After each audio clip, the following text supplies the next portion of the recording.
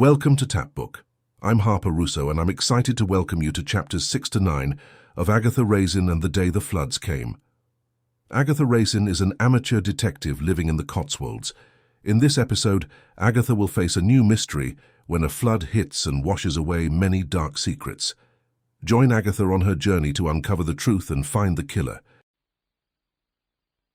Chapter 6. Agatha awoke next morning to a sunny day and restored spirits. She would forget about the case and phone Roy in London and see if there was any freelance work on offer to keep her busy. She looked out of her kitchen window. The garden seemed to be one green mass of weeds. Normally she would have asked Joe Blythe, a village local who charged high rates for painfully slow work, but the realization, if Roy had nothing for her, that she was facing a prospect of inactivity, spurred her to find a hoe, put on gardening gloves, and get down to the task of doing the weeding herself. Her cats curled around her legs in the warm sunlight in a rare show of affection. Perhaps if I turned into a real village woman, pottering around the house and garden all day, my cats would appreciate it, thought Agatha. She should never have become involved in trying to solve Kylie's murder. Somehow John's very lack of response to her as a woman had undermined her confidence, and she felt that when it came to detective work she was nothing more than a bumbling amateur. She was just working the tough roots of a dandelion out of the soil when she heard her doorbell ring.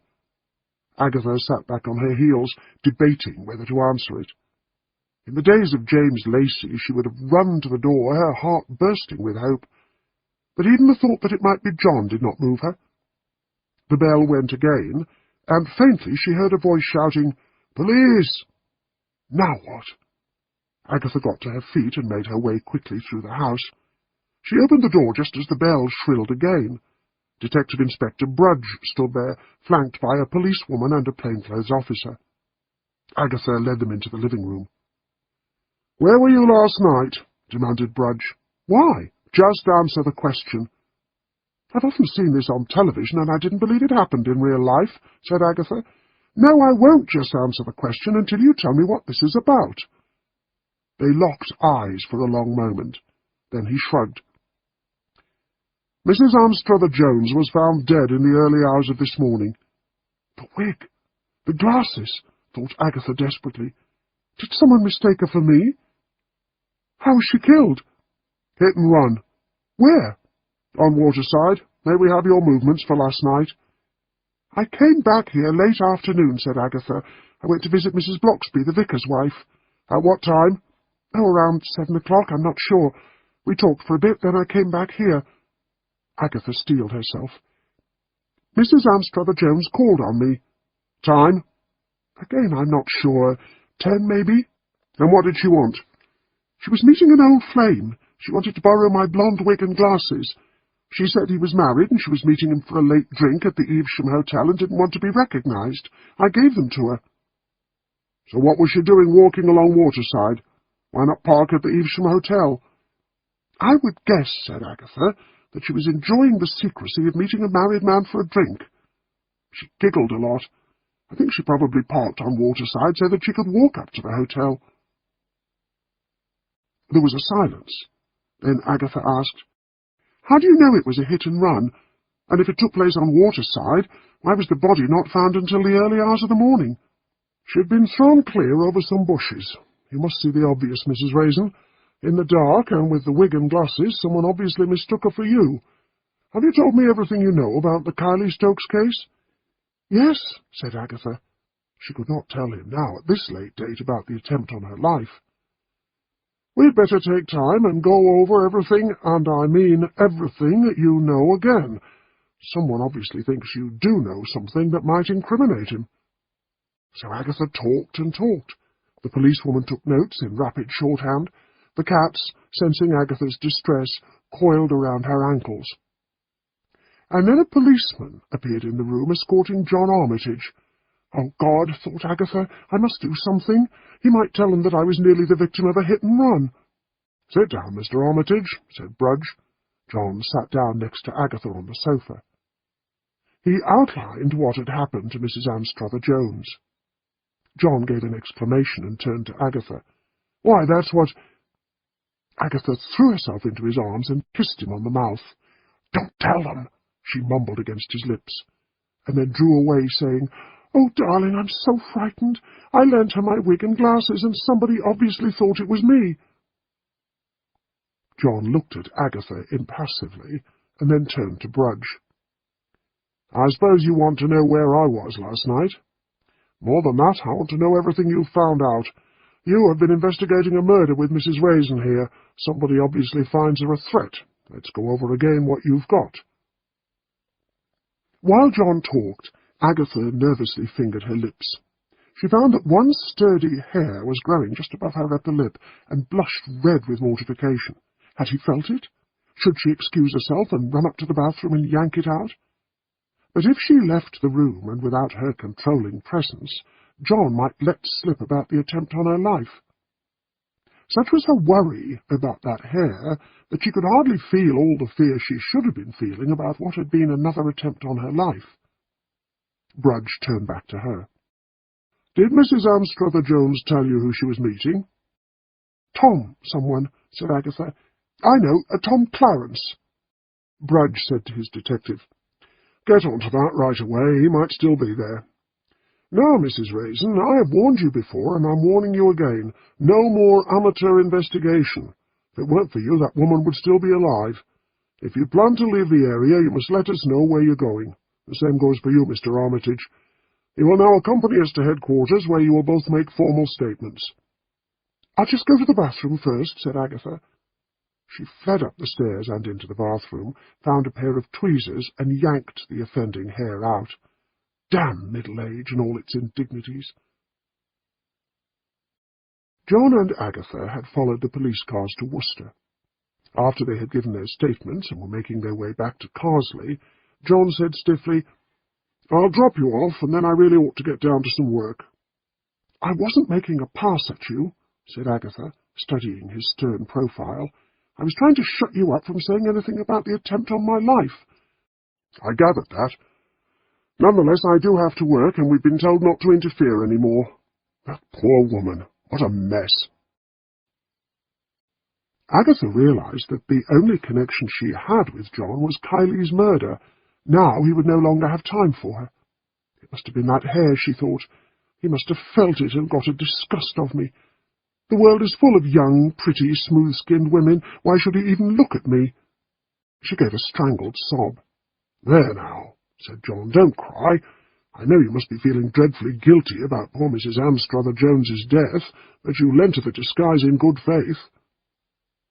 And Agatha now did feel guilty about the fact that she was sobbing over middle-aged vanity and not Mrs. Anstruther-Jones's death. She blew her nose defiantly and then said, "I wonder how the police got on with Barrington." "We may never know now," said John, underlining the fact that as far as he was concerned, the case was closed. Later that day, Agatha decided to go and see Mrs. Bloxby. The vicar's wife greeted her, exclaiming, "I heard it on the news. Poor Mrs. Anstruther-Jones." "It's worse than you know," said Agatha, following her in. She told her about the wig and glasses. "If she hadn't been so very silly, it wouldn't have happened," said Mrs. Bloxby. "Have you eaten?" "Not yet." "It's a lovely day. Go into the garden and have a cigarette, and I'll bring you something." Agatha went out to a table in the garden, and sat on a rustic seat under the shade of a magnificent wisteria which hung down over a pergola. Mrs. Bloxby had a magic touch with flowers, and the garden was a riot of daffodils, tulips, impatiens, and a late-flowering cherry-tree, whose blossoms were rising and drifting on the lightest of breezes. The garden bordered the churchyard, where ancient stones leaned this way and that among the tussocky grass.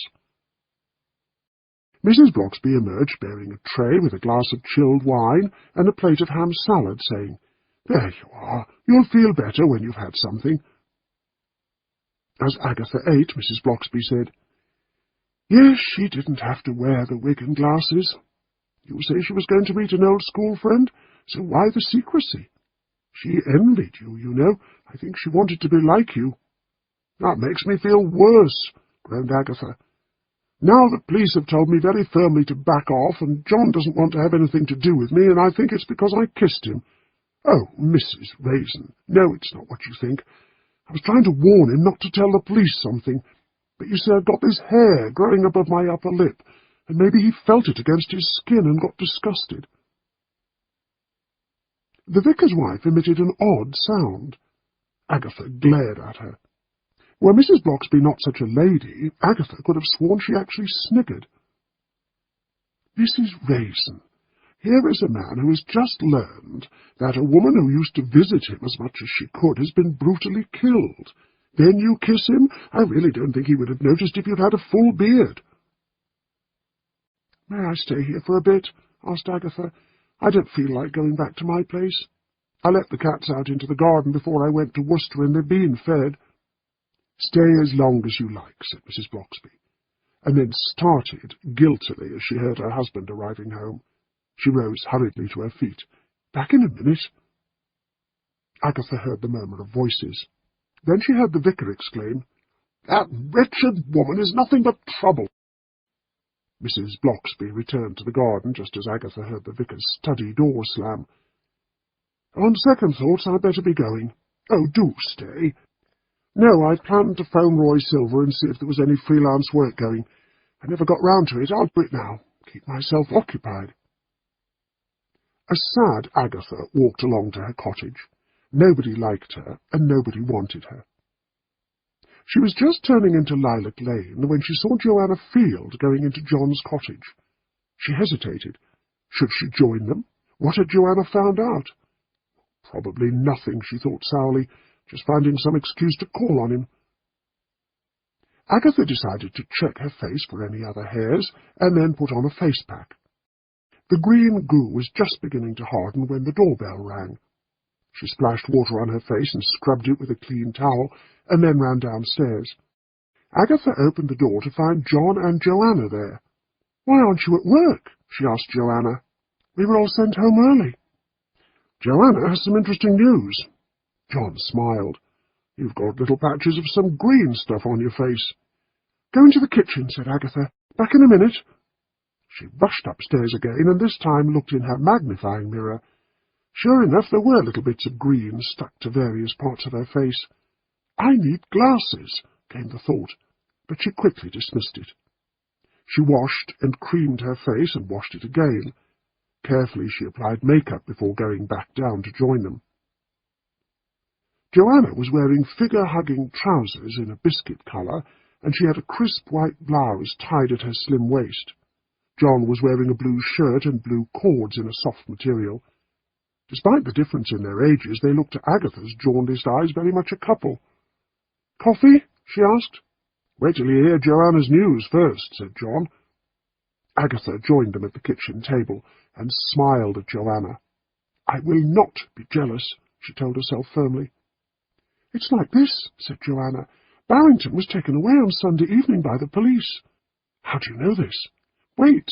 We didn't know about it until yesterday, when Mrs. Barrington burst into our room at the office. She was raging. She said, 'Have any other of you sluts been having an affair with my husband and trying to blackmail him?' Then she began to cry, and it all came out. The police had taken him away for questioning. He'd spun her some story that they wanted to know more about Kylie's friends. Then this morning they were back again and took him away again, and this time she learned about Kylie blackmailing her husband. Well, we gave her tea and soothed her down. Phyllis added fuel to the fire by saying that she knew something had been going on when she didn't know a thing. Mrs. Barrington ended up saying she'd had enough of him and would divorce him. Did she think he might have killed her?" "That's just it," said Joanna, her eyes glowing. "She said he could be very violent, and she's sure he did it, and she's going to tell the police that." "There's only one problem with that," said Agatha. "Why kill Kylie, and in such an elaborate way, after he'd paid out the money?" "Perhaps," said John, "because she'd asked for even more." "And what about Mrs. Anstruther-Jones?" "I think our murderer happened to be driving along and just saw her the way he saw you. He recognized the fair hair and glasses and gunned the engine."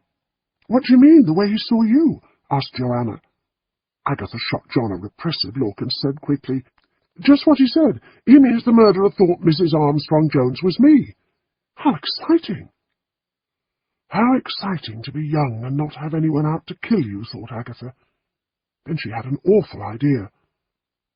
What if the police released the fact that the killer thought she was me? What if they bring out all that stuff about me masquerading as representing a television company? Then everyone will know my true identity, and whoever it is could come here looking for me. I don't think they'll do that, said John slowly. Brudge won't want to let his superiors know that he didn't do much to stop you investigating.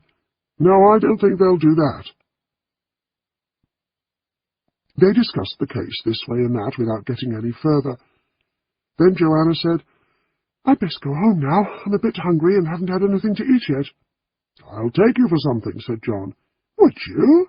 Joanna beamed. That's very kind. Surely, thought Agatha, they're not going to leave me. Surely they're not going to just go off together without including me in the invitation. But John said, See you later. They walked out. That was that. Agatha began to feel very angry indeed. They both knew that a woman had been killed because she'd been mistaken for her. It was her case too, damn it. She would phone Roy, see if there was any work, and leave for London. She looked down at the kitchen floor to find her two cats staring up at her. She felt a pang. It would mean leaving them, the only friends she had got. She heard the doorbell ring. Ah, come to their senses, had they? But it was Bill Wong. What's all this I've been hearing? He demanded. My friend at Worcester Police tells me that the woman who was killed last night was wearing your wig and glasses. Want to go out for dinner and I'll tell you about it? All right, I've got a free evening. We'll go to the Marsh Goose, and I'll sit down and tell you everything.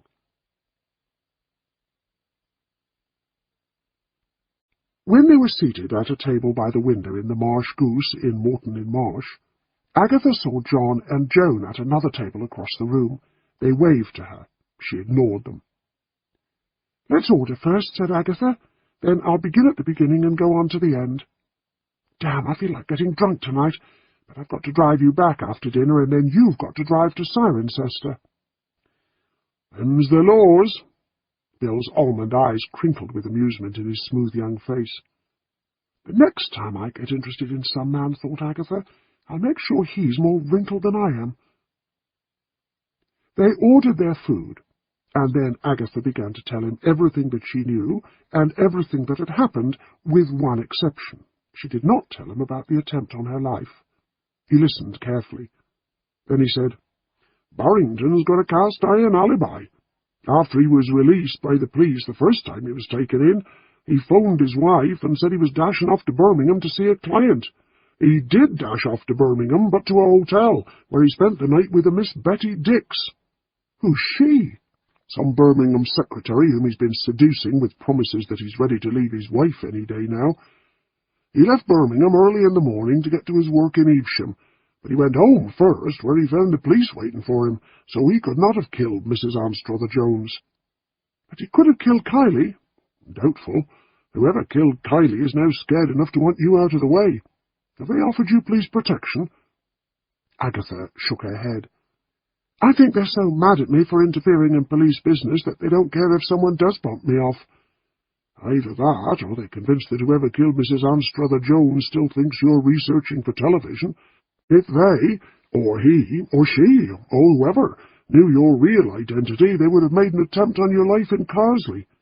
No, our murderer saw what he thought was you walking along Waterside. Cars, said Agatha. Do any of those girls have a car? Phyllis has an old Volkswagen, Aunt Trump a Ford Metro, and Marilyn Josh uses Harry McCoy's old Rover. Zack and his father both have cars. You said you upset Mrs. Stokes. She drives a station wagon. They're all being checked out. The police will be appealing for witnesses on television tonight. You know what ties Kylie's death and Mrs. Anstruther-Jones's death together? No, what? Panic. There's panic in both cases. Take the case of Kylie. She's injected with an overdose of heroin. The body's dumped in some sort of freezer. They could have stayed there for weeks, months, years even. But no, whoever did it panicked, took the body out and threw it in the river. And someone saw what they thought was you, and without worrying about possible witnesses, they stamped their foot down on the accelerator. Agatha looked at him thoughtfully. She longed to tell him of the attempt on her life. "What?" said Bill, looking at her quizzically. "You haven't told me all. You're holding back something." "If I tell you, you'll tell the police." "That bad?" "Yes, that bad." He looked around the restaurant. The tables were spaced well apart. "I think you'd better tell me." "Okay, I won't tell the police. Something's happened, and knowing you, it's something dangerous. It's like this. I went to try to see Harry McCoy. He wasn't at home. I turned to walk back to Merstow Green car park along Horace Street. The street was deserted. I heard the sound of a car, and I don't know why I knew it was coming for me, but I threw myself over a garden hedge just as it roared past." "Agatha, why didn't you tell the police?" "Because I was in my disguise of television researcher, and I thought they'd make a fuss and stop me investigating. It seems silly now, but I've left it too long." She looked up impatiently. John and Joanna were standing next to their table, smiling down at her. "We wondered if you would like to join us in the lounge for coffee," said John. Agatha gave them both a basilisk look. "No, go away." "That was very rude of you, Agatha," said Bill severely. "That was my neighbour John Armitage and one of the girls from Barrington's, Joanna Field." "So what gives? I thought you and this John were investigating together." "Joanna and John came round. Joanna was full of the news that Mrs. Barrington had turned up and made a scene in the office. I told you that. But then she said she was hungry. John invites her out for dinner, and they both swan off without even offering to take me along. Maybe he thought she would talk more freely without you around. Anyway, this attempt on your life. I think the murder of Mrs. Anstruther-Jones was chance. She just happened to have been spotted. But I can't think that the attempt on Horace Street was chance. Cars don't normally drive through it going anywhere at night, but they do drive along Waterside. Are you sure there was no one at home? You say that Marilyn Josh lives there in the upstairs flat, and that Phyllis is having an affair with Harry McCoy. One of them could have been at home, looked out of the window and seen you and phoned someone. Or there's a lane at the back of Horace Street. One of them could have nipped out the back way, run round, got into a car, and headed for you. That's what's so baffling. I keep getting a feeling of panic combined with amateurism. I could swear that whoever's doing this hasn't got a record, has never killed before." They discussed everything over and over again without coming to any firm idea of who might have done it. When they'd finished their meal and were driving back, Bill said, "I can tell you're not in love with this John Armitage." "No, I'm not." "Well, there's no use flying off the handle with someone who isn't a boyfriend, is there? Yes, they should have invited you, but I'll bet John thought he might have been able to get more out of her without you. I told you that already. You've been involved with men since I've known you who've treated you badly, so you automatically think any man is rejecting you. Forget it, Agatha. It's bad policy to quarrel with neighbours anyway." "I'll think about it," said Agatha sulkily. "Want to come in for more coffee?" "No, I'd best be getting back. Mother sits up until I get home." Agatha, not for the first time, wanted to point out to him that his mother was a possessive bag who drove off all his young girlfriends, but she knew Bill would be deeply hurt. He adored his parents. She said good night to him and waved him goodbye and went indoors. A few minutes later there was a ring at the door. She looked through the spy-hole. John Armitage. Let him rot, thought Agatha mulishly. Chapter 7. Agatha awoke next morning to find a letter pushed through her door. She opened it while Boswell dug his claws into the hem of her housecoat and tugged hard. She carried it into the kitchen, dragging the cat along with her. Agatha sat down, and after dislodging Boswell's claws from her housecoat, she opened the envelope, noticing as she did so that it was unstamped. "Dear Agatha," she read, "I'm so sorry about last night. I could see that you were angry because I had not included you in the invitation to dinner. I thought that perhaps Joanna would tell me some more details if we were on our own. As it turned out, she had nothing new to add. Yours, John." Agatha felt she had been churlish. It might be an idea to phone Roy Silver first and ask about work. But she would not rush next door immediately. She would take her time and read the morning papers. In a copy of the Morning Bugle she found an article by a celebrity who'd given up smoking through hypnosis. It worked, Agatha read. The first thing I noticed was that I had more energy. Then friends started commenting on the clearness of my skin. I'm so glad I quit. My looks are important to me. You can always tell a middle-aged woman who smokes they've got these nasty wrinkles on their upper lips. I didn't want to end up like that. Agatha's hand strayed nervously to her upper lip. She remembered she had the phone number of a hypnotist in Gloucester. She'd always been meaning to go, but had kept putting it off. She phoned the hypnotist, who said he could see her if she could be at his consulting rooms in an hour and a half's time, as he'd just received a cancellation. Agatha agreed to be there, and then rushed to get ready. The day was dry but misty. Agatha drove steadily through a grey world. Water dripped from the trees beside the road. She managed to find a parking place near the hypnotist's consulting rooms. She was 5 minutes early, so she celebrated with what she swore would be her last cigarette. Half an hour later it was all over. He had told her that from now on every cigarette she smoked would taste terrible, like burning rubber. With a feeling of actually having done something for her health and well-being, she drove back home. As she parked outside her cottage, she saw a familiar figure standing on her doorstep. Frida Stokes. What now? Thought Agatha, as she got out of the car. Another row?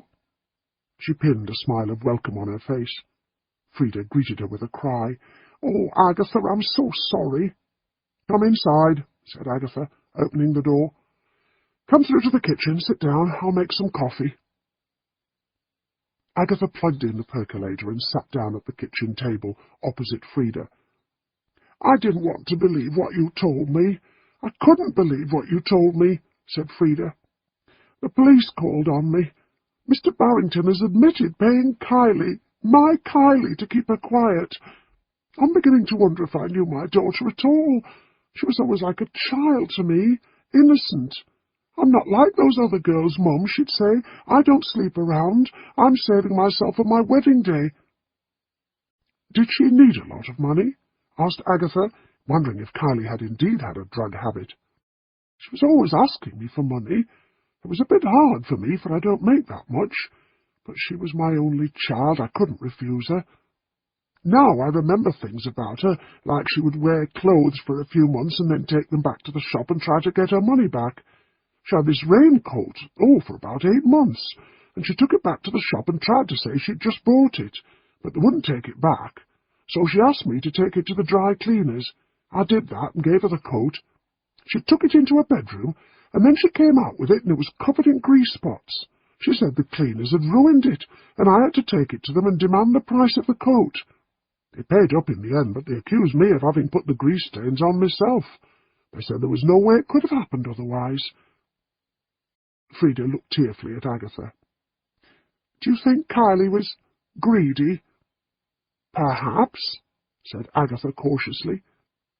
And then there were times when there was money missing from my purse. I had a young girl working at the store with me during the school holidays. I thought it must be her, and fired her. Now I think it might have been Kylie. Where did I go wrong? By pretending nothing was happening, thought Agatha. Aloud she said, I have to ask you this. Do you think she'd been taking drugs? No, but then I didn't know about the blackmail or anything, wailed Frida. Maybe she took that overdose herself and the people that gave her the stuff panicked. That's possible, except for the fact that she was wearing that wedding dress and slipped out late at night. Someone asked her to let them see it. Agatha stood up and poured 2 mugs of coffee and put one along with milk and sugar in front of Frida. Was she very proud of the wedding dress? No, that's the thing.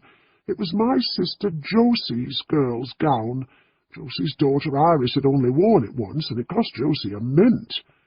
Lovely gown it was. Kylie said she wanted a new one, but I dug my heels in on that. What's the point, I said to her, of paying out all that money on a gown you'll only be wearing once? And then Iris and Kylie were the same size. Agatha's interest quickened. If she was worried about it, she might have said to someone that she didn't want to wear it, and they said, well, bring it round and let me have a look. That suggests another woman. When she got home, did she make a phone call or have any phone calls? She went straight to her room, and then I heard her playing a CD. She had a mobile phone, but the police took that away and checked all phone calls to and from the house. She didn't make a phone call that evening. Does this mean you want me to go on investigating? Asked Agatha. Yes, please. I feel I know the worst about my daughter now, and nothing else can shock me. Did she keep a diary? No, I bought her one once, but she never bothered to write anything in it. Letters from anyone? None of those. Young people seem to use the phone these days. I'll keep in touch with you, said Agatha. I'll do my best, but the police have warned me off.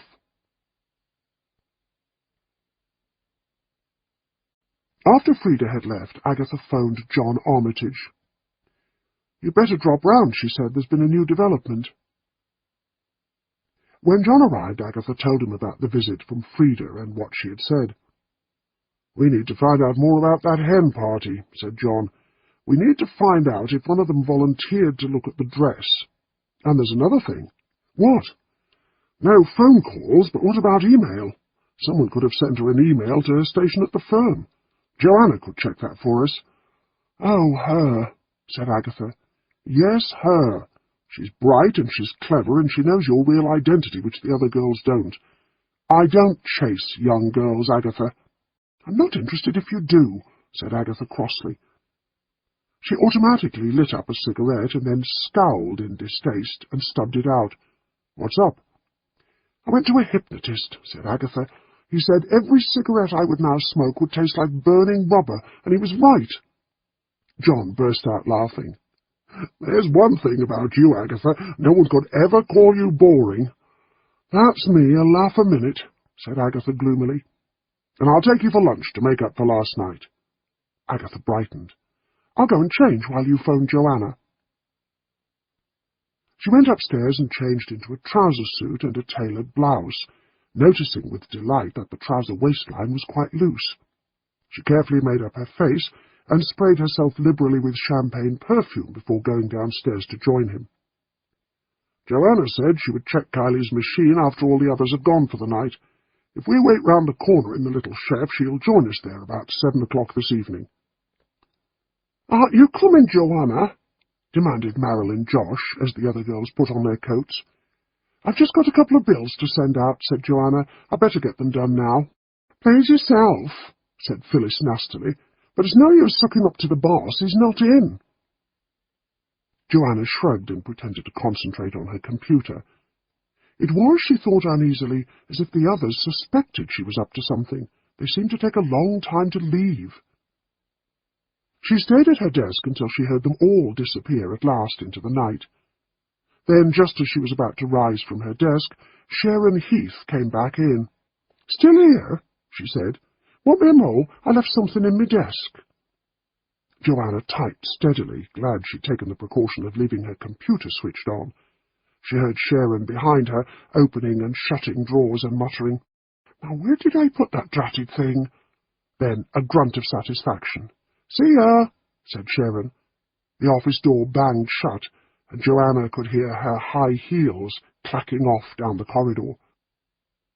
She had a sudden impulse to shut down her computer and leave. The silence of the office seemed threatening.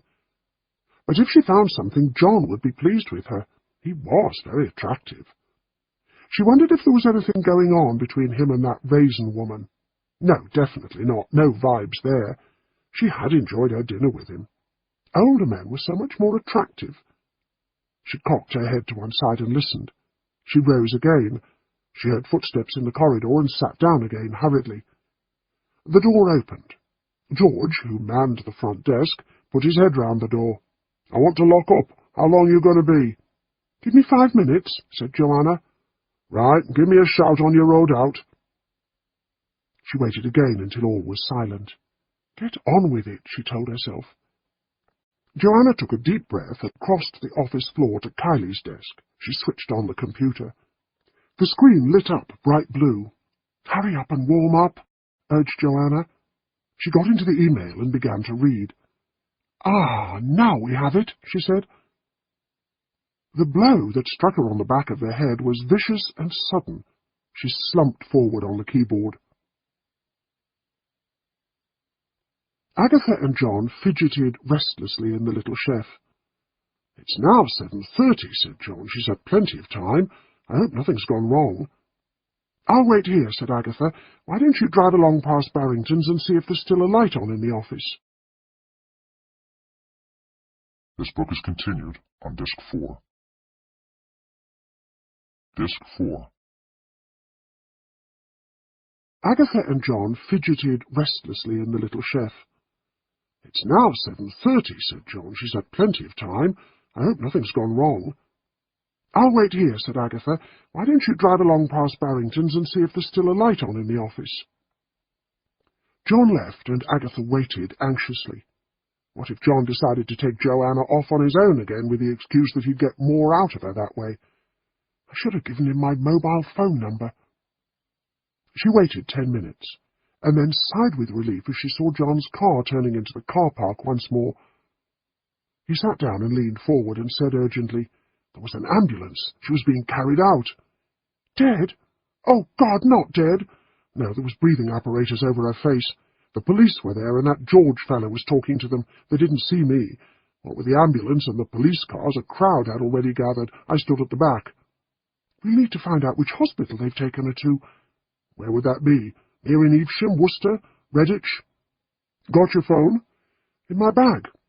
Agatha opened her handbag, took out her mobile phone, and handed it to him.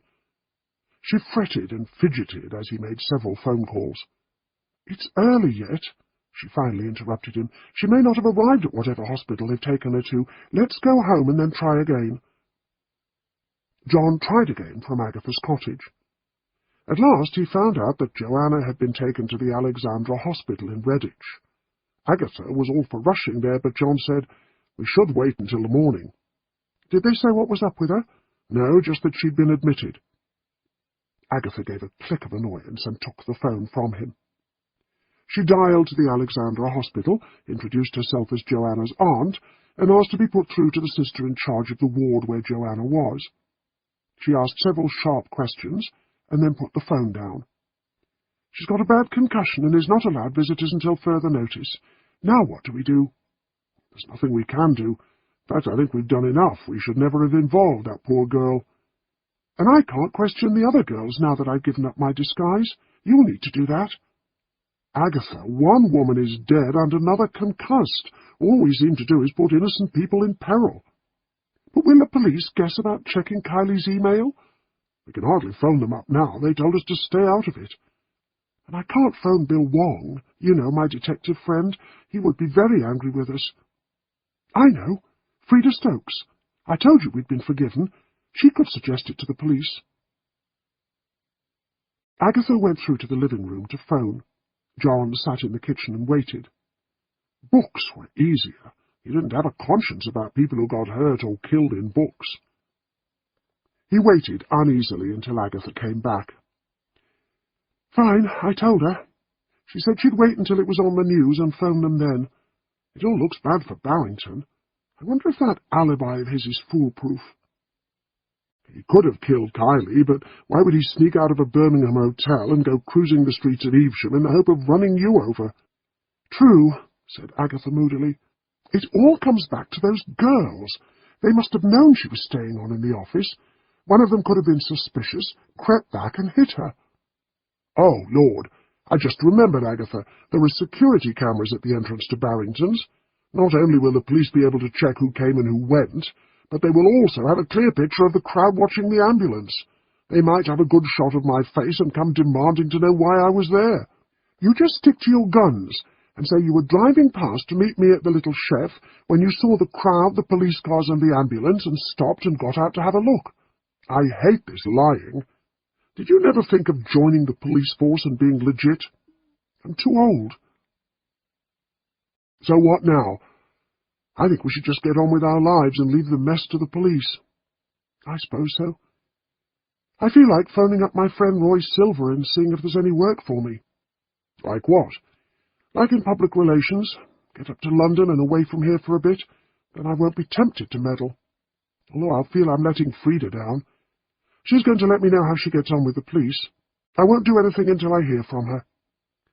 I'll get on with my writing then, said John. So much easier dealing with murder in fiction. I'm in control, and nobody's in control in this real-life case except the murderer. And with that dismal thought, he took his leave. Frida phoned Agatha the next day to say she'd told the police and was waiting to hear from them. Agatha then phoned Roy Silver. I was just about to phone you to hear what was happening. Agatha gave him all the details, ending up with, So you see, Roy, I really can't go any further. I was wondering about work. I'll have a word with the boss. But, Agatha, sweetie, it's not like you to give up. Oh, really, Sherlock, and what do you suggest? The police have told you time and time again in the past to bug out. Did you let it bother you? No. Tell you what, I'll come down at the weekend, bring you another wig and glasses, and we'll damn well go round these office girls and see what we can find. I'll get in trouble if we're caught. By the weekend, the police will have interviewed all those office girls to death, and Barrington as well. We've really got to see Zack again. He's the one missing out of all your reports. I'd better not tell John. You mean this writer? He sounds a bit of a stuffed shirt. He's not, really. He's just more law-abiding and sensitive than I am. Agatha regretted her last remark as soon as it was out. She considered herself to be a very sensitive person. You mean a bore? No, he's very handsome. Turned out to be not what I thought. But when he's not talking about the case, he is a bit robotic. Never chats, you know. See you on Friday evening. Agatha put down the phone, feeling much better. There was something in John Armitage's character that made her feel somehow diminished. She felt the old rebellious Agatha was back. She probably wouldn't see much of John Armitage again. She and the murders had been a diversion. To her horror, Roy, descending from the London train on Friday evening, looked like a plucked chicken. He'd had a buzz cut, which did nothing to enhance his small head and weak features. He was wearing a scarlet shirt with a psychedelic tie under a suede jacket. His thin legs were encased in tight blue jeans, and his feet in high-heel boots. "Like it?" he said, pirouetting in front of her. "The latest in the media chic look." "You look like an orphan," said Agatha. He put an arm around her. "You never did move with the times." He popped on a pair of sunglasses with wraparound shades. "There." "Oh, God," said Agatha. "Never mind." John Armitage had just completed the first chapter of his new book, and was feeling dissatisfied with it. Somehow Agatha had made him feel that his books were not quite real. He might just pop over to her cottage and discuss it with her. But as he opened his cottage door, he saw Agatha drive past with a young man in the passenger seat. He retreated indoors. Was that the young man who had stayed with Agatha before, and had been described by Mrs. Anstruther-Jones as Mrs. Raisin's toy boy? Surely not. But he had not thought of Agatha in any sexual way. He went back to his desk and switched on the computer. He typed in Chapter 2, and then stared at the screen. Then he remembered Agatha saying something about asking someone for work. Roy Silver, that was it. So there was nothing to stop him from visiting her. He switched off the computer and went to Agatha's cottage. Roy answered the door to him. "I'm John Armitage," he said. "And I'm Roy Silver. Agatha's getting change. We're going out for dinner. Come in." John followed him into Agatha's living room. "Drink?" said Roy. He seemed very much at home. "Whiskey, thanks. Agatha said something about phoning you, asking for work." "Oh, is that what she told you?" "Well, yes. What other reason could there be?" Roy gave him a salacious wink. "Oh," said John, feeling discomfited. What on earth could Agatha see in this weird creature? He took a proffered glass of whiskey from Roy. "Thanks." "Known Agatha long?" "Since I was 16. I started work in her business as an office boy. She trained me up to be a public relations officer. I owe her a lot." "Did she tell you about this murder we've been working on?" "That? Yeah, she said something about you wanting to drop the whole thing." Not exactly. There's still a lot to discuss. Maybe some other time. Agatha came into the room. She was wearing a soft blouse of swirling colours and a long black skirt slit up the side. John noticed she had excellent legs. He drained his glass. "Just called in to say hello. See you again, Agatha." He bent down and kissed her cheek. Agatha looked up at him in surprise. When he had left, she asked Roy, "Why did he call?" "Just to say hello. I managed to imply we were having an affair." "What on earth did you do that for?" "I don't know. Maybe a sudden burst of malice. He's very good-looking, but there's something smug about him." "I wouldn't call him smug." "Anyway, trust me, he will now look at you with new eyes. Roy, he will now find me pathetic." Roy had brought Agatha a new wig.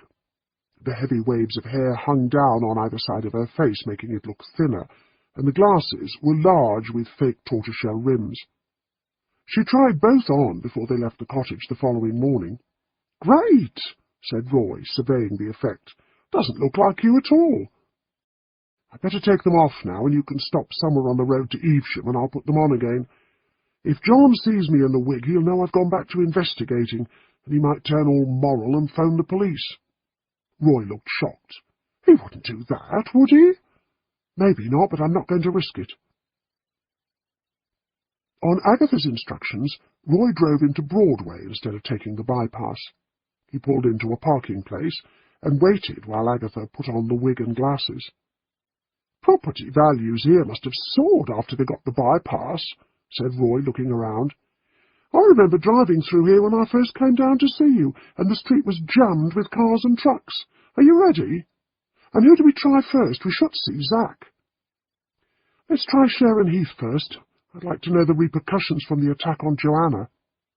"Talking about Joanna, maybe we should try the hospital later in case she's recovered consciousness." "We'll phone first," said Agatha. "No point in going all the way to Redditch to find she's still not being allowed visitors." Sharon was at home and delighted to see them. They didn't even need to worry about broaching the subject of the attack on Joanna. It was the first thing Sharon wanted to talk about. "It was ever so odd," she said when they were seated in the Heaths' cluttered living room. Mrs. Heath was not at home, so there had been no hurried cleaning. The remains of a pizza lay on the coffee table, surrounded by empty Coke cans and bottles. "I mean," Sharon went on, "she never worked late before. She said she had a couple of accounts to send out. The rest of us left, and then I remembered I'd left something in my desk." "What?" asked Agatha quickly. "Eh? I mean, what had you forgotten?" "Oh, a scarf. Anyway, I went back for it, but she was at her own computer. But she was found at Kylie's computer. The police think she may have been looking for something in the email, and they checked out Kylie's computer, but there was no emails on it at all. Wiped clean, the policeman said. You should see Mr. Barrington these days, ever such a state he's in. But when the attack took place, he and his missus were at the lawyer's. She's asking for a divorce." Sharon's eyes gleamed with pleasure at imparting all this delicious gossip. "Is there any other way into Barrington's apart from through the front door?" asked Roy. "Yes, that's where that bastard George got into trouble. There's a back door into the workshop, and from there you can get along to the offices. The door was unlocked. Mr. Barrington was shouting at him something dreadful. George, he said that he never bothered because he always locked everything up after everyone had gone. And how was he to know someone would creep in and biff Joanna on the head? You never can tell what Joanna's up to. In my opinion, she fancies herself a cut above the rest of us. If she'd told us what she was up to, we'd have stayed with her. So you're still going to do the telly programme?" "Oh, yes," lied Agatha. "But these things take time. As it is all going to be filmed in the disco, we'd better go and see Zack and his father. Will they be at the club now?" "Might be. They got to work to clean up the mess from last night. I was there and it was full of people." She peered at them anxiously. "You are going to ask me questions about myself? I mean, you're not going to drop everything to do a programme on Kylie's death?" "Of course not," said Roy. He made a frame with his hands and looked at Sharon through it. "Yes, you'll come across well on television." Sharon grinned with delight. "So tell us about your hopes and ambitions," said Agatha. "Before you lot came along," said Sharon, "I thought I'd meet a nice fellow and have a big wedding and settle down, maybe 2 kids. But now I think I'm meant for better things. I mean to say the sky's the limit if you put your mind to it." Agatha experienced a stab of conscience, which she quickly put down to indigestion. Sharon was going on enthusiastically. "I mean, you know, I always suffered from low self-esteem," Sharon went on. Agatha reflected that the late Princess Diana had educated the youth of Britain in therapy speak. "You know, I've never thought either looks to go on telly, but it hasn't stopped you getting a job." She surveyed Agatha. "I don't appear in front of the cameras," snapped Agatha. "You poor old thing. I've got youth on my side." She turned to Roy. "What about a bit of plastic surgery? Do you think my nose is too long?" "No, just right." They beamed at each other. "To get back to Kylie," said Agatha. "Surely her computer would be checked to see if there were any accounts that needed sending out." "Yes, Phyllis was asked to do that, and she ran off any stuff and dealt with it. No one thought about the email." "Do you girls often get personal email on your office computers?" "Oh, yes. I had this fellow last year who worked in a travel agent's, and when they weren't looking, he'd send me an email to Barrington's." She giggled. "Some of it was pretty hot, so I'd delete it after I'd read it." But would Kylie have deleted hers, wondered Agatha, particularly if there was something she could use as blackmail? Her heart quickened. Or maybe she printed them off and took them home. Perhaps they were still there. But Frida would surely have read them. Still worth a try. The day had turned warm, and the little living room was stifling and permeated with the smell of stale pizza, booze, and Sharon's cheap perfume. "I think that'll be enough for now," said Agatha, rising to her feet. "But you'll be back?" asked Sharon. "Yes, we'll be back." "Now what?" asked Roy when they were outside. "The club? May as well try it." But when they got to the club it was closed and locked. "There's a bell there. Might be someone about." "If there isn't, we could call on Frida Stokes," said Agatha. "I've been thinking maybe Kylie printed off any email in case there was something she could use to blackmail Barrington." "Fat chance there's anything at her home," said Roy. "I mean, the police will have taken every scrap of paper away, and they'll have gone through her belongings." "You're right," said Agatha, downcast, "particularly after that business with the bank books. Ring the bell." Roy pressed it, and they waited. They were just about to turn away when the door opened. Zack stood there, blinking in the sunlight. He looked as if he'd lost weight, and there were dark circles under his eyes. "Oh, you're back," he said in a lacklustre way. "Thought you'd forgotten about us." "It all takes ever so much time," said Roy brightly. "Just want a few more words." "Don't you wait till Dad gets here. He won't be long." "It's just a chat," urged Agatha. "OK, come in." He led them through the stale-smelling disco where the staff were busy clearing up, and up to the office. "Drink?" "Too early," said Agatha. She lit up a cigarette. God, it tasted awful. She stubbed it out. "I'll have one," said Zack. He poured himself a large glass of vodka and gulped it down neat. Roy waited until he'd finished and then began questioning him about the disco. How many did they get? Had there ever been any trouble? Zack slumped down in a chair and answered in a dull voice that they had nearly 80 people on a Saturday night, and no, they'd never had any trouble, a few scuffles, that was all. "You must feel you cannot settle to anything, get back to normal until Kylie's killer is found," said Agatha. "If I ever get my hands on the bastard, I'll kill him," said Zack fiercely. "She was lovely, my Kylie, lovely, and to be snuffed out like that when she was still so young, I don't bear thinking of." His hand shook and tears spilled down his cheeks. "The strain of wondering and wondering who did it is wearing me down." The office door opened, and his father, Terry, came in. His eyes darted from Agatha to Roy and then to his son. "Look here," he said truculently. "Zack's had enough to bear. I don't mind you filming the club, but if you've got any questions about Kylie Stokes, you'd better ask me in future. Go downstairs, Zack, and make sure they're not pinching any booze." Zack left. He looked glad to escape. Agatha was glad of Roy's support. Roy proceeded to question Terry about the club, about the young people, about his life in general, until Agatha could see Terry visibly relax and even become excited again at the prospect of his club and himself appearing on television. At last Roy said he had enough. They were just about to leave when Terry said, "Wait a minute, give me your card. If I think of anything, I'll phone you." To Agatha's surprise, Roy took out a card case, selected a card, and gave it to him. Terry studied it, gave a satisfied grunt, and put it in the pocket of his shirt. "What number did you give him?" asked Agatha when they were outside on the street. "My private line at the office. I thought someone would ask us for a card, so I got some printed on one of those machines at the railway station." He held one out. It said in neat script, "Roy Silver, Executive, Pelman Television," and then the number. "But what if you're not in your office and the secretary answers?" asked Agatha.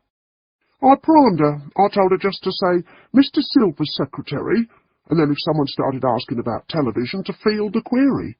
"Clever you." "Before we try anyone else here, shouldn't we go up to Redditch and see if that girl's regained consciousness?" "We could phone first. And what if there's a policeman on duty outside her room?" "So what? We'll say we're relatives."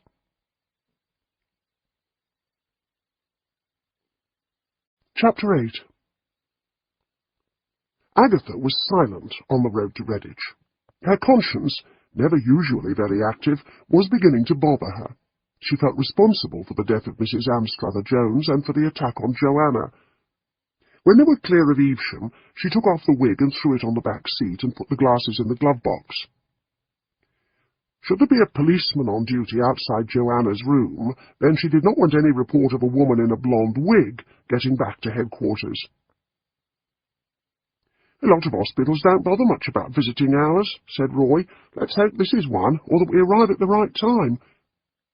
"Do we ask at the desk, or do we just walk in and try to find the right ward?" asked Agatha. "We'll suss it out when we get there." "Well, well, well," remarked Roy as they drove into the car park. "What?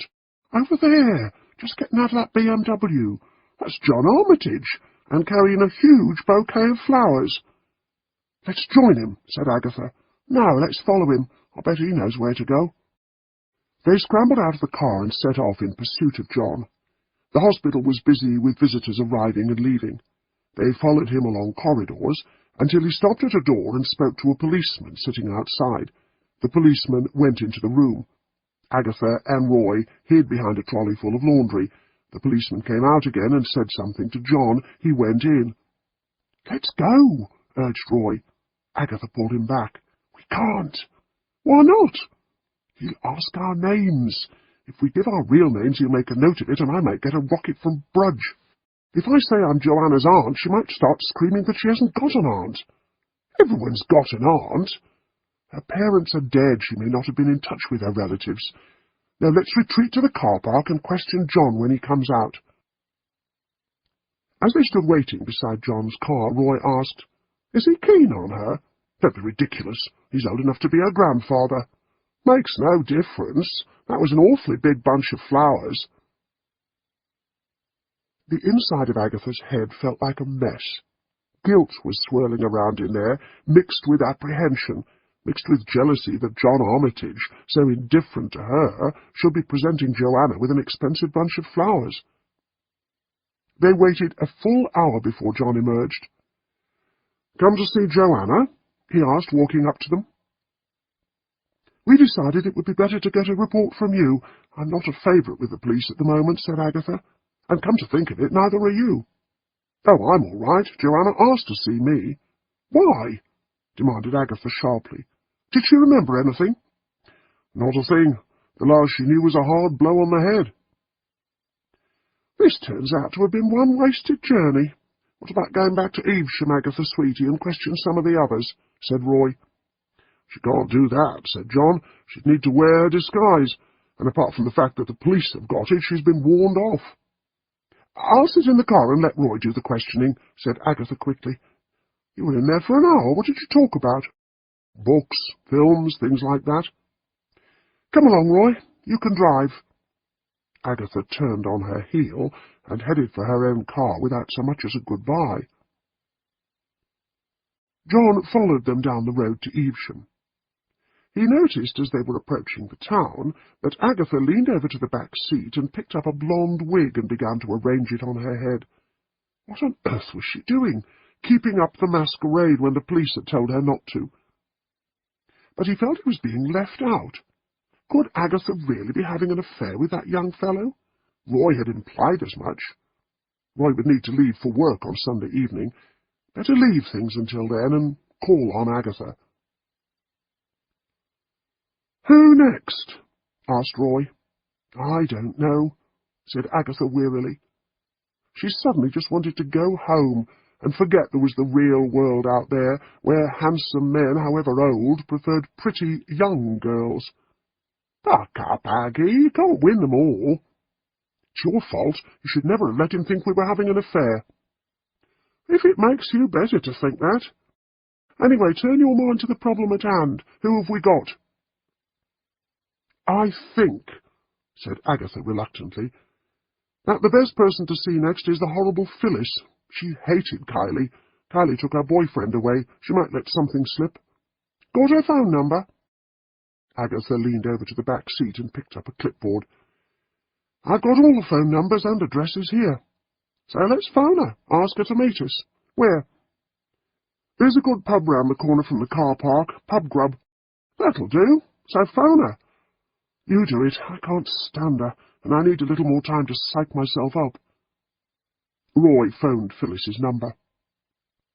Agatha's thoughts drifted back to John as she dimly heard Roy making arrangements for lunch. He seemed such an asexual man. Could he really be interested in Joanna?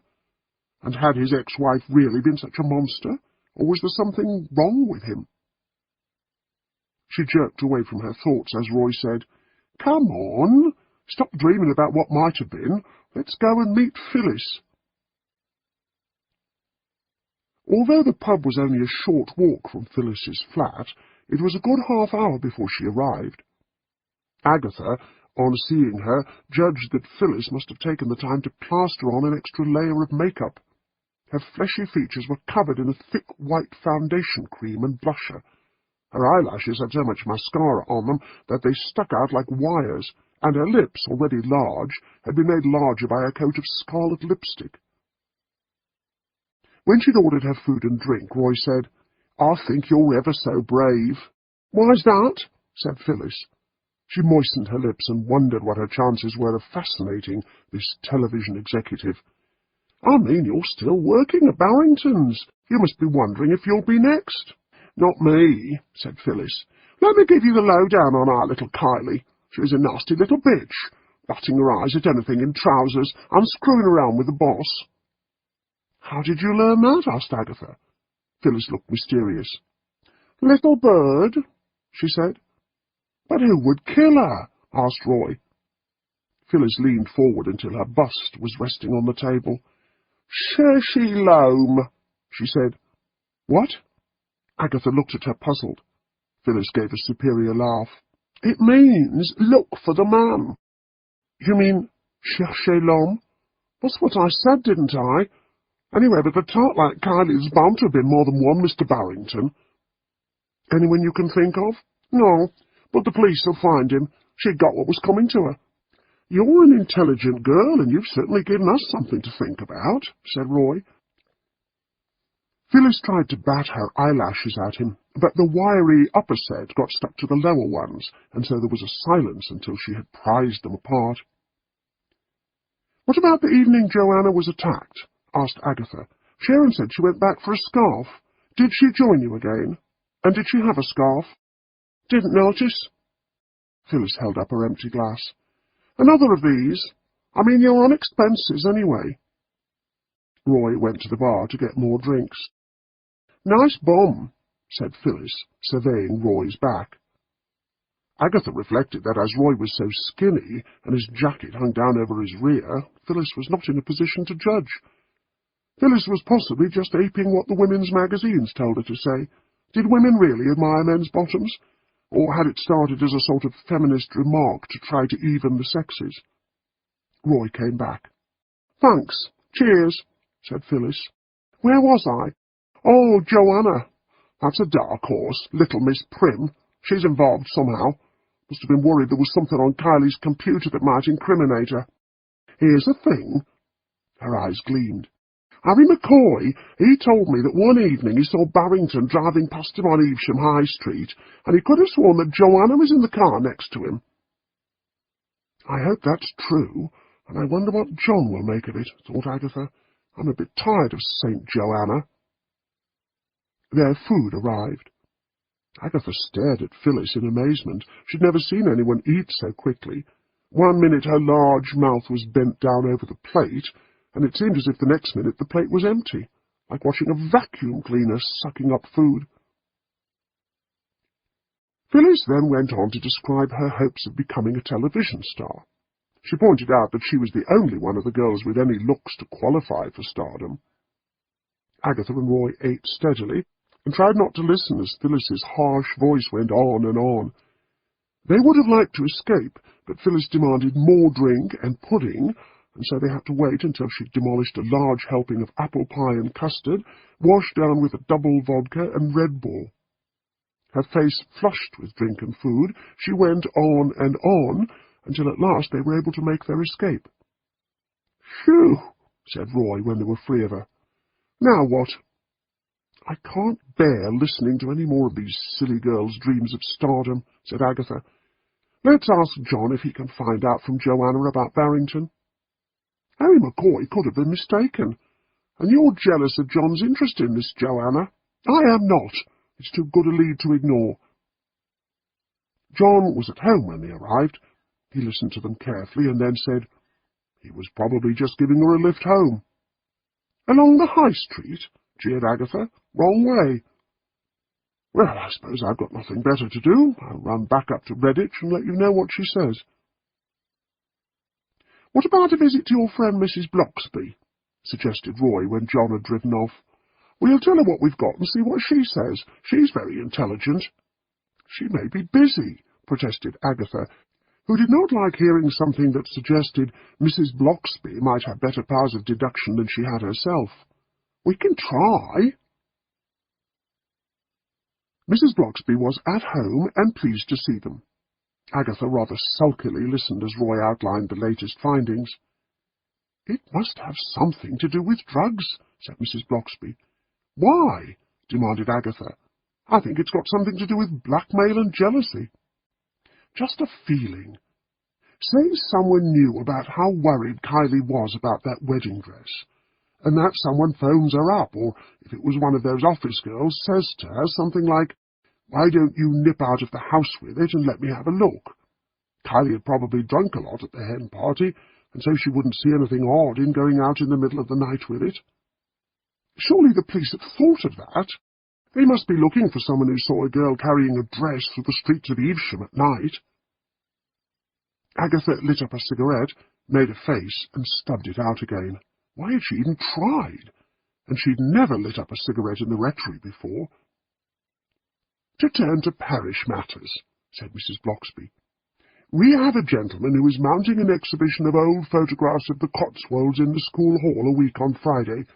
Admission to the exhibition is only 20p, but to raise some extra money we're having teas and cakes. May I rely on your support, Mrs. Raisin?" "No use asking her," crowed Roy. "She can't bake." Agatha scowled horribly. "I meant, could you help serving with the teas?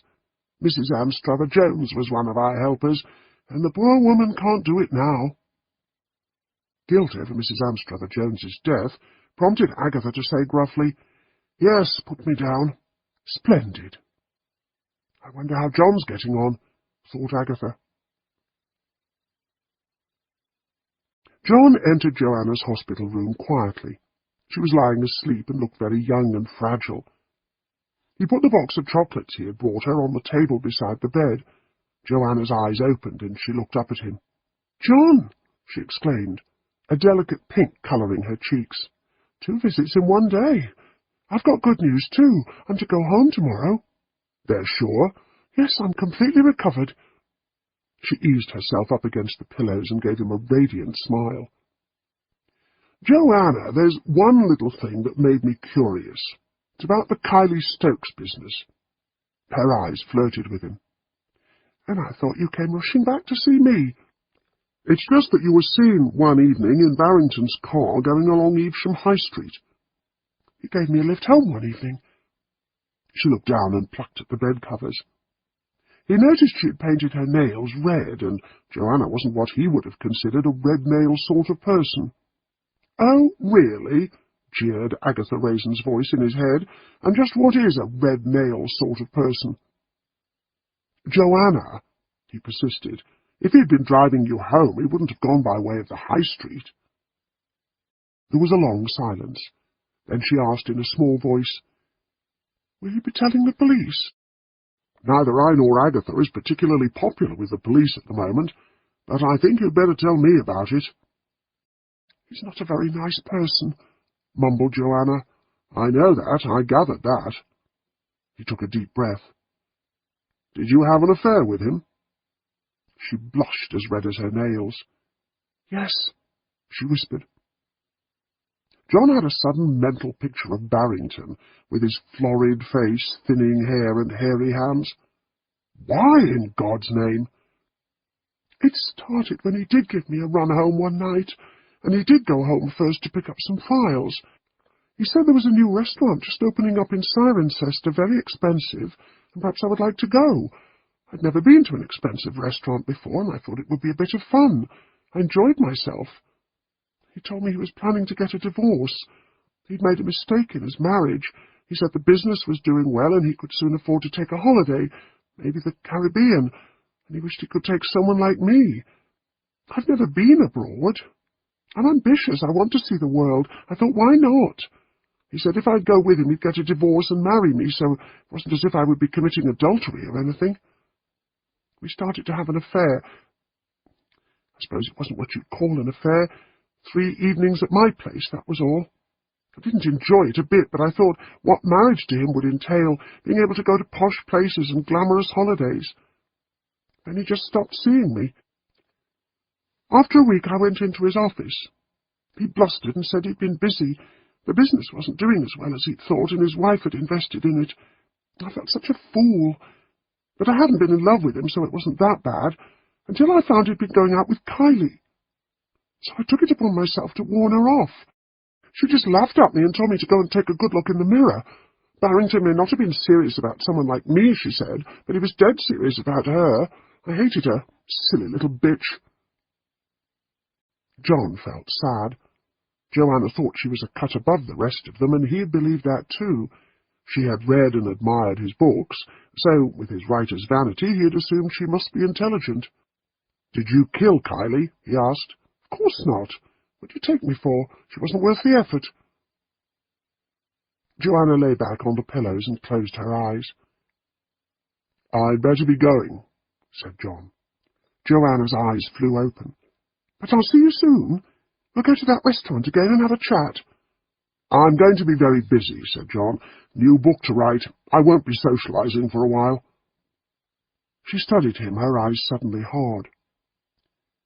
"The police don't know it was you who put me up to searching Kylie's email. Maybe I'll tell them." "Then you'll only look very silly for not having told them in the first place.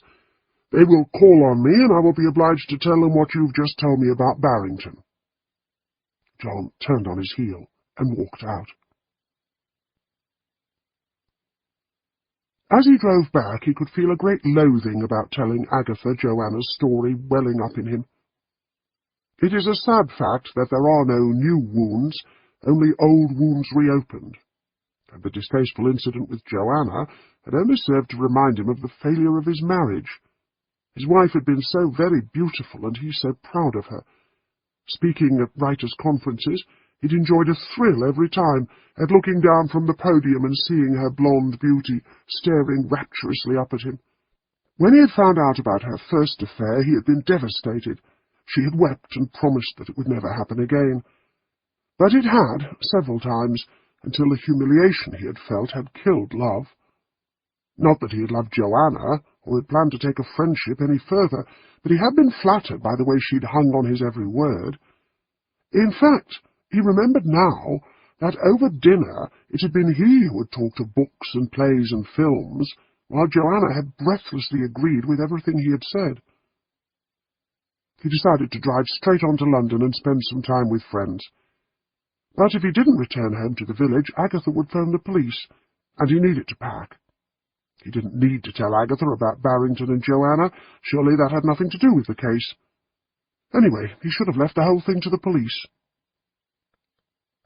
"There was something odd there," said Agatha to Roy, after John had explained that Joanna had claimed that Barrington had been giving her a lift home, but calling at his home first to pick up some files. "Yes," agreed Roy. "He looked more wooden-faced than ever. Doesn't ever give much away, does he? And he's shooting off to London."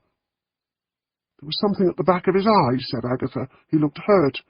I bet the silly fool made a pass at her and got rejected. Ha! Clown!" "Too right," cackled Roy. "Why couldn't he have made a pass at you, eh?" "I'm weary," said Agatha, ignoring the jibe. "I don't want to ask any more questions." "Not even to find out what he really said to Joanna? Come on, Aggie. Curiosity's killing me, and he said she was being released tomorrow. Wouldn't do any harm to drop in on her. I mean, do you really believe that stuff about Barrington going home first to pick up some files? Why not drop Joanna off first?" "All right," said Agatha. "May as well try her." And if, she thought privately, John Armitage did make a pass at someone as young as she is, then I needn't bother with him again. Joanna answered the door to them next day, looking bright and fresh and pretty, as if she'd not recently gone through such an ordeal. But her face fell when she saw Agatha, and she peered round her. "Looking for John," thought Agatha. "This is a friend of mine, Roy Silver," said Agatha, introducing him. "May we come in?" "Yes, of course. Where's John?" "Gone to London." She gave a little shrug and walked ahead of them into the living room.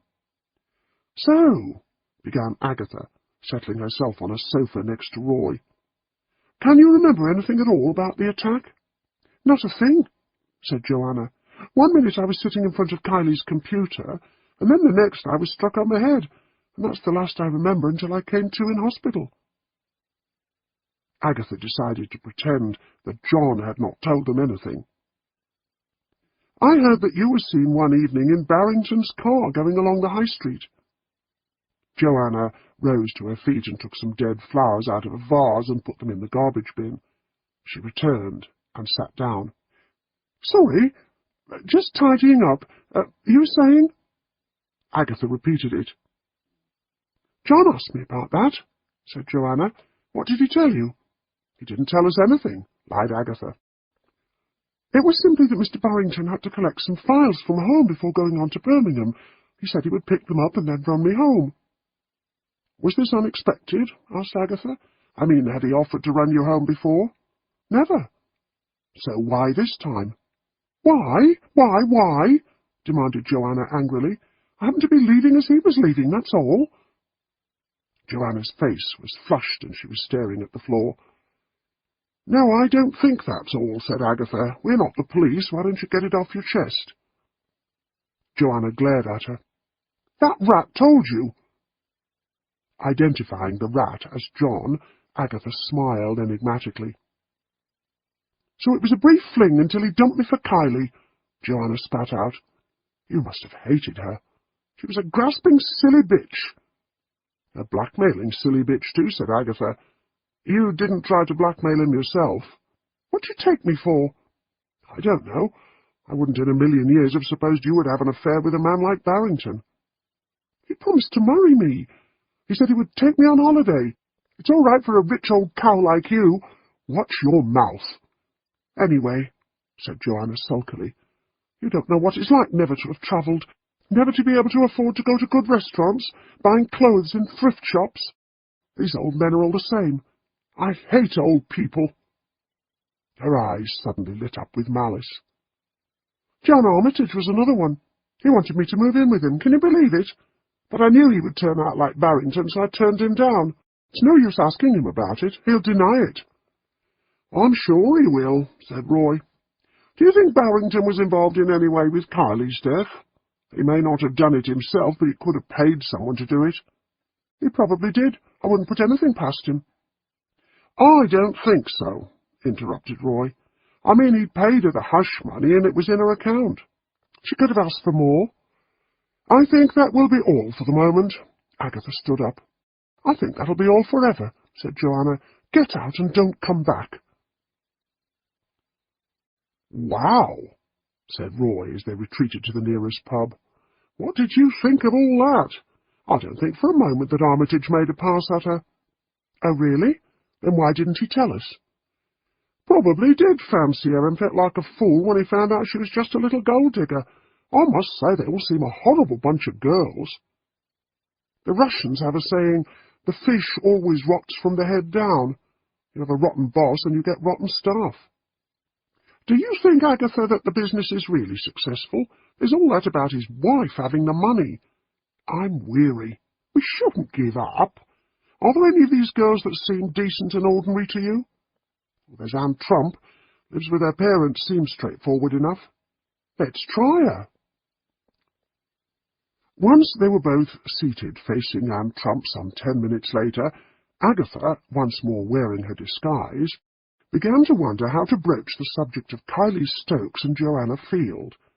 Anne was so obviously thrilled to be receiving yet another visit from the television people. At last, after Agatha had pretended to take copious notes on Anne's life, she said, How do you get on with the other girls in the office? Oh, we rub along, you know. You must all be feeling afraid after what happened to Joanna. Yes, isn't it scary?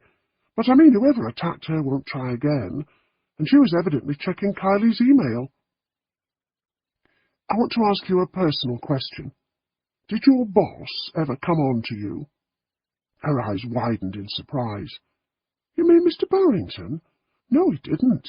Till I heard about him and Kylie, I'd never have thought he'd do anything like that. Agatha hesitated. Did she owe Joanna any loyalty? No. Did you know that he also had an affair, a very brief affair, with Joanna? Why, that dirty old man. And Joanna, always a bit prim and proper. I mean, she'd always come along for a drink with us if one of us had a birthday, but she'd never really join in. She'd always be the first to leave the pub. What about the night of the hen party? She stayed to the end, until we all walked into Evesham and split up. Phyllis wasn't there, but then she added in for Kylie because of Zach. Hey, do you think it might have been Phyllis who struck Joanna? Why would she do that? I don't know. I begin to think I don't know anything. I mean, if Mr. Barrington hit on Joanna and Kylie, he might have tried it on with Phyllis. Wait till I see Joanna when she gets back to work. I'll take her down a peg or two. Agatha said uneasily, Please don't do that. Do treat what we say to you in the utmost confidence. If you're going to be on television, it is essential that you know how to be discreet. I won't breathe a word. Anne's eyes shone at the thought of being on television. Again, Agatha felt that stab of conscience. Didn't get anything out of that, remarked Roy after they'd left. I really want to drop the whole thing, said Agatha. I hope she doesn't tell Joanna anything. Why? I'm afraid of her. She knows my real identity, and she knows where I live. Were you as taken with her as John obviously was? Yes, I really did think she was a cut above the other girls. She certainly fooled me. I think we'd better call on Frida Stokes. She might know if the police have found out anything. Frida was at home and pleased to see them. She listened carefully as Agatha told her everything they'd found out. The police don't know about Joanna and Barrington. Should I tell them? Asked Frida. Not at the moment, because they would want to know how you found out, and that would land us in trouble. Have they told you what lines they're working on? No. They came back again and searched her room. They'd already taken a lot of stuff away. Like what? Aspirin bottles, cosmetics, stuff like that. They were looking for any trace of drugs. They even took her dolls and stuffed animals. No point in us looking then, said Agatha. Did Kylie ever say anything about Joanna? I can't remember. It was usually Phyllis she was complaining about. Did she have one particular friend amongst the girls? She took that wedding gown to show someone. She never seemed to have any of them round the house. Harry McCoy might know. Agatha took out her mobile phone. May as well have another chat to him. She checked her clipboard and dialed his number. Roy heard her say, Harry, we're still going ahead with the television programme and wanted to ask you some more questions. Can we meet you at that cafe where we met before? Good. About 15 minutes? Agatha rang off. May as well keep trying, she said. If only, thought Agatha, I could drop this masquerade of being with a television company and cut to the chase, instead of pretending to be interested in this young man's supremely uninteresting social life. But she patiently took notes and then finally asked him, What did you think of the attack on Joanna Field? I don't know what to make of it, said Harry. I mean, she was at Kylie's computer, and someone obviously didn't want her to read what was on there. Agatha wondered whether to tell him about Joanna, but dreaded Phyllis's reaction. And yet, why protect Joanna? But she asked, Kylie, we think, was worried about her wedding gown. We think she wanted to show it to someone. Was she particularly close to any of the girls? She didn't seem to be. She would laugh about them, called Joanna stuck-up and Phyllis ugly, and said she wasn't going to be tied down doing accounts and sales for a plumbing firm. I know they all occasionally got together for a drink, that's all. I mean, it would need to be someone pretty special to get her out in the middle of the night. What about Zach? I don't think she'd want him to see it before the wedding, said Agatha. Have you seen Joanna? Asked Harry. Yes, she's out of hospital and is fully recovered. And did she actually see anything on Kylie's computer? No, she says she switched it on and then someone hit her on the head. Will all this stuff on Kylie's death be on telly? Roy spoke for the first time.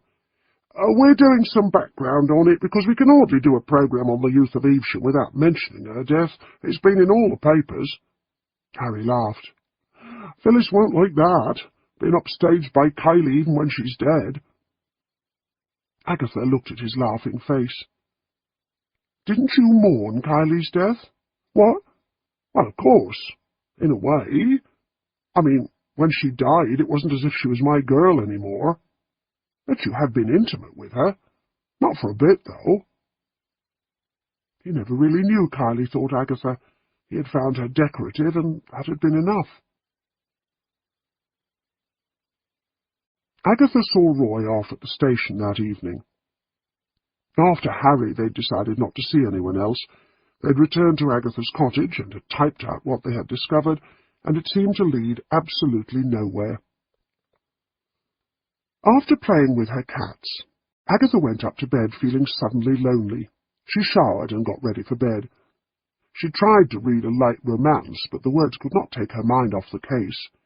There was one little thing, one dangerous little thing she'd missed. Then she sat bolt upright. Had Joanna found anything among the email on Kylie's machine before someone hit her? And if she did, would she be stupid enough to try to use it to blackmail the murderer? If Joanna could have an affair with a man like Barrington, and all because of money, would she not see incriminating evidence against someone as a golden opportunity to get out of the rut? Agatha got out of bed and began to pace up and down. There must be some way of letting the police know that she'd been involved with Barrington. The silly girl's life could be in danger. If she phoned, her voice might be recognized, and she was hopeless at imitating accents. Then she thought there was one accent, no longer hers, buried deep down inside her under layers of Mayfair, that of the Birmingham slums. She went downstairs, picked up the phone, and was about to dial Worcester Police when she remembered the call could be traced. She pulled a long coat on over her nightgown, drew on a pair of thin gloves, and went out and got into her car. She drove steadily through the dark to Evesham and to the station. She went to the public phone outside and dialed Worcester Police. "Listen here," she said gruffly when a policewoman answered. "That Kylie Stokes murder. Joanna Field, her that was hit on the head, was having an affair with Barrington. She saw something on that email and is going to blackmail someone." "Who is this?" demanded the voice sharply. Agatha dropped the phone, got into her car, and drove off out by the ring road, knowing the police would trace the call to the phone box and send someone there as fast as possible. Her heart lurched as she remembered seeing a forensic science program which said they would soon be able to tell who had used a phone by their DNA. Anyone using a phone left a certain amount of their DNA on the receiver. How old had that program been? Could they do it now? Then her hands relaxed on the steering wheel. Her fingerprints were on record from previous cases, but not her DNA, and they had no reason to ask for a sample. She felt sleepy by the time she arrived back home, relaxed now, with the comfortable feeling that she had done her best. In the following days, Agatha put the case of Kylie Stokes out of her mind. It was suddenly a great relief to let go of it. She felt slightly guilty when she thought of Frida Stokes, but assured herself that she had done all that she could do. John Armitage was still in London. She would follow his example and leave well enough alone. But by the end of the week she decided it would be only decent to go and see Frida Stokes and tell her what she had decided. Accordingly she went to Evesham Market, to where Frida was working at her stall. "Don't say anything here," said Frida. She called to a woman at the stall opposite. "Could you mind things for me, Gladys? Going for a cuppa?" "Sure," said Gladys. "Quiet as the grave today." They went to a cafe at the back of the covered market. Agatha ordered 2 cups of tea and carried them to a table. Frida's first words appalled her. "I suppose you're worried about Joanna." "What about Joanna?" Agatha's heart gave a lurch. "She's missing. I had the police round. She hadn't been at work, but that wasn't why they were worried. They had a mysterious call from someone telling them that Joanna had had an affair with Barrington and was going to blackmail someone. They kept calling at her flat, and when they didn't get a reply, they finally broke in. No sign of her, no note, no clothes had been packed, nothing missing, except Joanna." "Too late," thought Agatha. "I was too late." "It's like a nightmare," said Frida. "Some murderer's prowling about. Why can't the police do anything?" "Maybe because I kept the information to myself for just that bit too long," thought Agatha sadly. "I'm not much of a help, Frida," she said. "I've been trying, and all I do is dig up more muck without ever finding out who did the murder." "If we never know," said Frida miserably, "I can never feel that my poor girl is resting easy in her grave." "Have they released the body for burial?" "Yes, the funeral's tomorrow. We're keeping it quiet, don't want the press around." "Where is the funeral to take place?" "At St. Edmund's up on Green Hill at 11 in the morning. Will you come?" "Yes, I'll be there." The funeral of Kylie Stokes took place on a warm, sunny Saturday. Zack was there with his father and the girls from the office, minus Joanna. The service was brief and simple. Frida was red-eyed but tearless, as if she'd shed so many tears over her daughter's death that there were none left. Zack was supported by his father. He had lost more weight and was white-faced with grief. Agatha was wearing a large hat and dark glasses. In case any of the office girls should recognize her without her disguise, she wished she'd not come. Kylie may not have been the angel her mother had once believed her to be, but she'd been so young and pretty, too young and pretty to lie so soon in the warm earth on a sunny day. "I must find out who did it," thought Agatha. But how? Thank you to all of our viewers for listening to Tapbook's introduction to the book, The Day the Floods Came. We hope you have learned more about this great book. Don't forget to follow Tapbook for more introductions to great and meaningful books. See you next time.